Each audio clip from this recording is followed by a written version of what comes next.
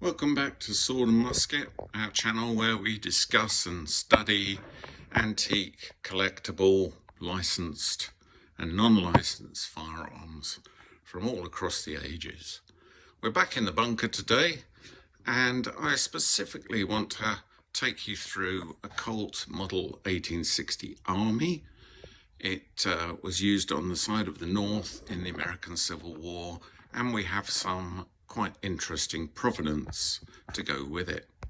Welcome back to Sword and Musket, our channel where we discuss and study antique, collectible, licensed and non-licensed firearms from all across the ages. We're back in the bunker today, and I specifically want to take you through a Colt Model 1860 Army. It was used on the side of the North in the American Civil War, and we have some quite interesting provenance to go with it. So this is what it looks like. Basically we have the pistol, and we have a pistol belt and holster, a bullet pouch and a belt with the North US buckle on it. Now, the leather itself is all becoming very, very fragile, so it has to be handled with care. You can immediately notice that the strap for fastening has passed to a better place. It's even had an attempted repair which has failed. Now, let's look at the pistol first. This is a standard issue 44 caliber American US Colt with a New York address and matching serial numbers all the way through. It was the standard issue for the North, and the government bought an awful lot of them. It is the sort of the grandfather of 6-shooters in 44 cal, still percussion.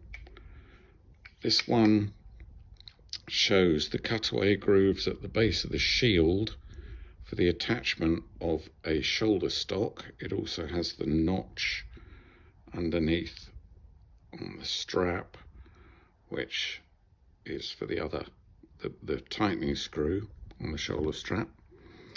If we look at the serial number, we can see it there on the base, and then, as we've talked about before, repeated once again on the other components, 141524. Now, I've checked that number and it comes up as late 1862-63. What else have we got on the pistol? We have got very faint remains of the famous naval battle between the Texas and the Mexican Navy. You can see the last few numbers of the serial number. Let me just get it in focus for you.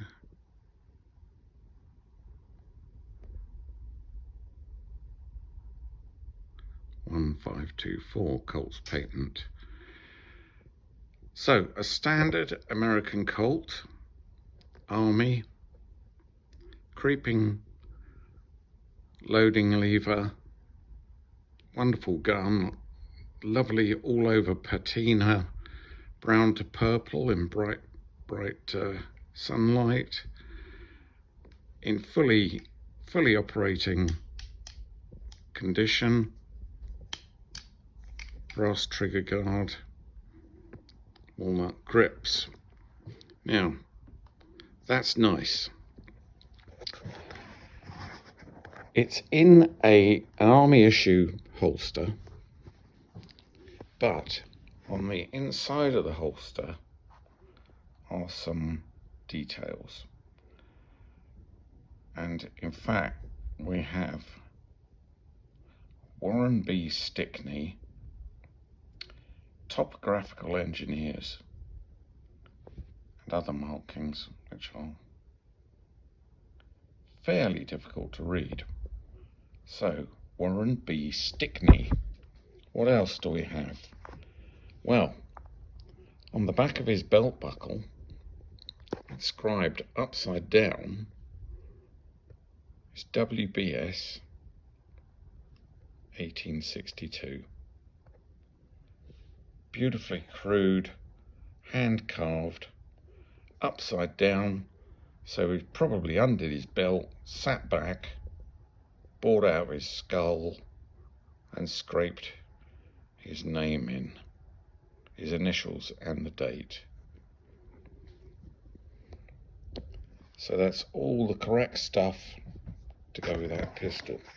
Now, around it, you'll see a whole bunch of copies of documents. We have Declaration for Widows' Pension, we have War Department, Records and Pensions Division, we have Bureau of Pensions. Underneath here, I think we have marriage certificates. We also have widows' pensions documents. Now, it looks like these documents were all pulled in about 1968. There is a single date at the corner of the top of one of them, 4th of the 5th, 1968. Once again, Warren B. Stickney. We have the certificate of marriage. When they married, Warren was 27 years old, and he married Olive B. Darling, who was 23 years old.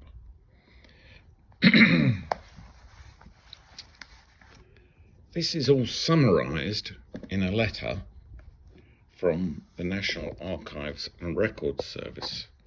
I've covered up who pulled that, who applied for it out of privacy, but this was done in March 68, and we have quite an extensive history. It says, we have examined the records of the War Department and the Veterans Administration in the National Archives and have found information about Warren B. Stickney. Warren B. Stickney was enrolled on November 19th, 1861 and mustered into service on February the 18th, 1862 as a private Company H, 8th Regiment Vermont Infantry. He then later on, he was honourably discharged on September the 12th, 1863 to accept a commission as Second Lieutenant, Company K, 99th Regiment, United States Coloured Infantry. While in the service, Stickney was detailed as the first superintendent for schools for coloured children in the city of New Orleans, Louisiana. Prior to this detail, Lieutenant Stickney was attached to the Corps of Topographical Engineers. Now that matches beautifully with what's on the holster.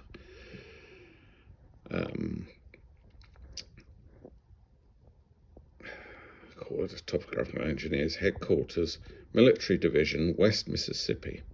He was honourably discharged on December the 11th, 1865 by reason of the muster out of the company, so the war was over.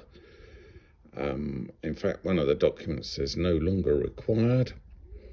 At the time of his enlistment, he stated that he was born in Brooklyn, Vermont, date not shown, was a teacher, and that he was 23 years of age.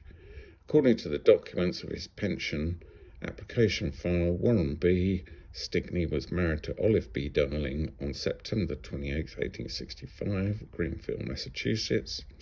The couple had two sons, Clement R. and Louis D. And at the time of his death, September 16th, 1898, Stickney was living with his family in Ann Arbor, Michigan. Now, this all goes back to, why do we collect guns? Well, I think I've just explained it in all one go. I've done a little bit of further extra research, because nowadays with the internet it's a lot easier. I have found a picture which is in the National Archives of an engineer's unit in the field. Now, I'm not saying in any way, shape or form that Warren B. Stickney is there, but this is what his garb, his kit would have looked like. This is the conditions that he served in as a topographical engineer. He was obviously an intelligent chap. He was a teacher. He went on to be an officer in the first early coloured black infantry regiments, which fought very well and are of great renown. So there's further interesting research to be done there. But when people ask me, why do you collect guns? I would give this as an answer. This is a window into somebody's life.